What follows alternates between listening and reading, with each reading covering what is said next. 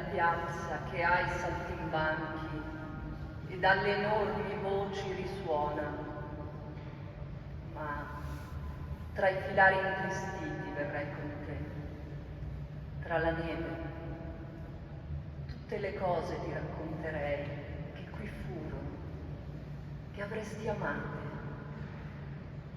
Tu sgraneresti gli occhi stupiti, ma forse, sospirando, di me mostreresti pietà. Da quel tempo assai mutati sarebbero gli orari dei treni e la stazione, lieta di campanule rosa, deserta, percorsa dal vento.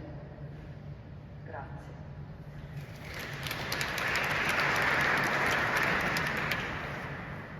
Vestita di rosso e con un famoso fabulistico cappello nero, sull'auto rossa subutilitaria detta Corsa dell'Opel, una rossa invero straordinaria, giù dai campi di inenarrabili candori, dai campi incanti, scende, Madame, per i tornanti della strada d'Alemagna.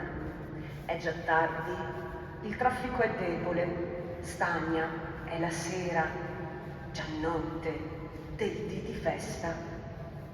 Verso dove lei tranquilla si lascia scendere, verso quali obiettivi dentro il buio, che non sa come spegnere tutti gli splendori e i covi di faville che esaltarono, insufflarono, attizzarono il giorno.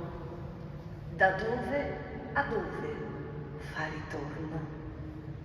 Nulla mai, comunque, ci sarà ridato, non un solo respiro, un solo afflato, ma almeno unicamente un pensiero di sera del dì di festa, bloccato nel suo deludere amato. C'è consentito scrivere come epistola all'alto tutto nulla, lungo i tornanti Madame si culla, pur sempre attenta ed intrepida nel procedere.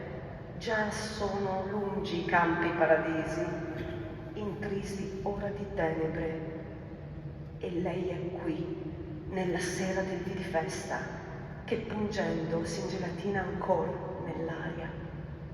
Già il capo è giunta e dorme, ma la sua utilitaria